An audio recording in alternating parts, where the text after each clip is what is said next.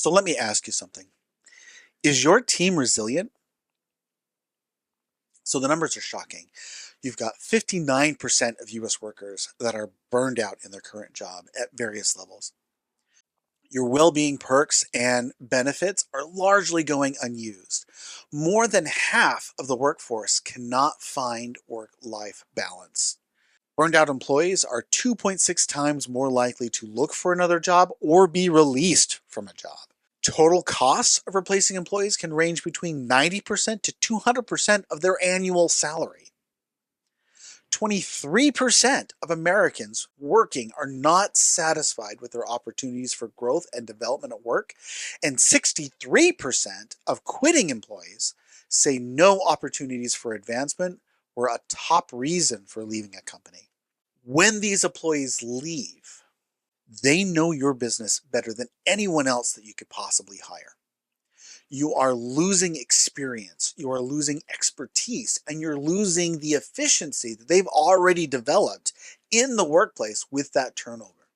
Now, burnout happens for a lot of reasons, and it really becomes infectious once employees reach their limit.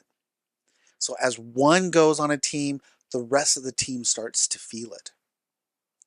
Inadequate training or access to development is a contributing factor, as well as an understanding of resilience. And all this could be easily addressed if you approach it properly.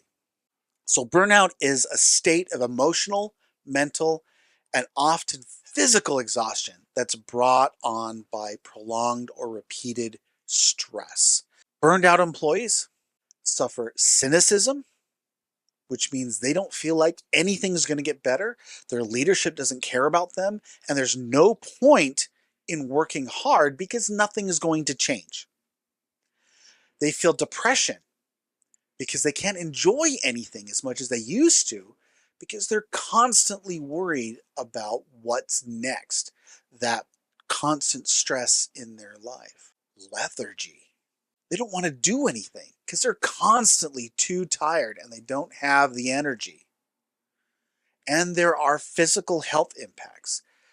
Those with burnout suffer headaches, fatigue, constant heartburn, general gastrointestinal problems, and they're more likely to misuse alcohol, drugs, or food, which means they're more likely to overeat.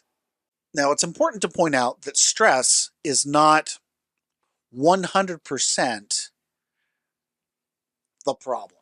Okay, stress can be good. Stress helps us grow and progress and do good things as long as it's not prolonged and it's not repetitive and it's not constantly there.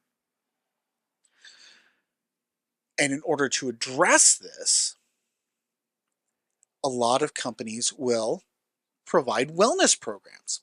And wellness programs are great, but you need to understand why they're not being used, which is the problem. Okay, first off, the most common wellness programs out there, you get paid sick days for the benefit of mental well-being, so mental health days. Okay. The problem is there's a stigma attached to that. If you say, I'm going to take a mental health day, there's a stigma because it has to do with mental health. Stipends for health and wellness expenses for gyms and therapy. Therapy.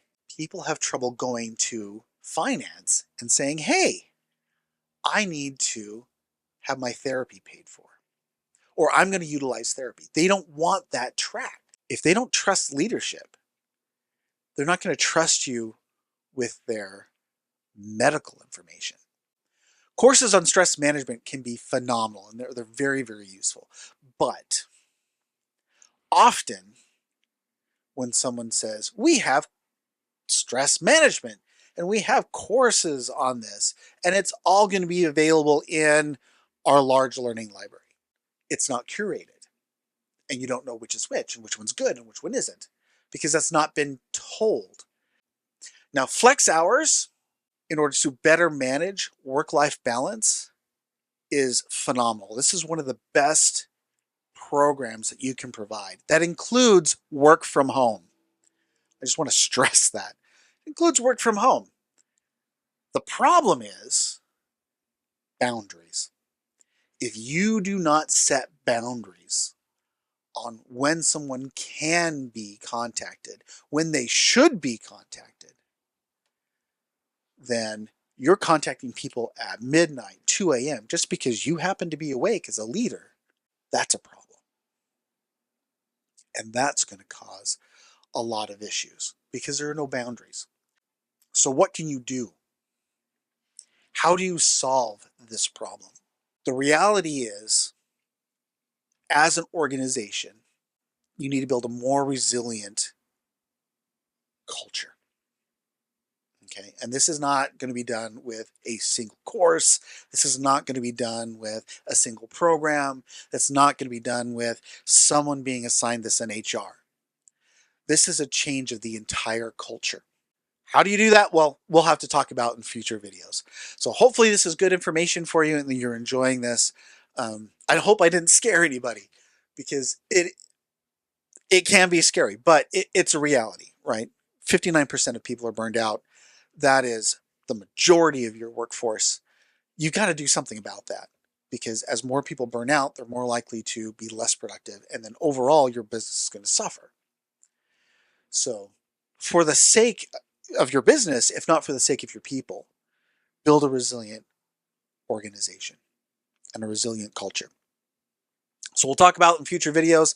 If you really like this, hit like and subscribe, leave a message in the comments. I'd love to read them, and enjoy your learning journey.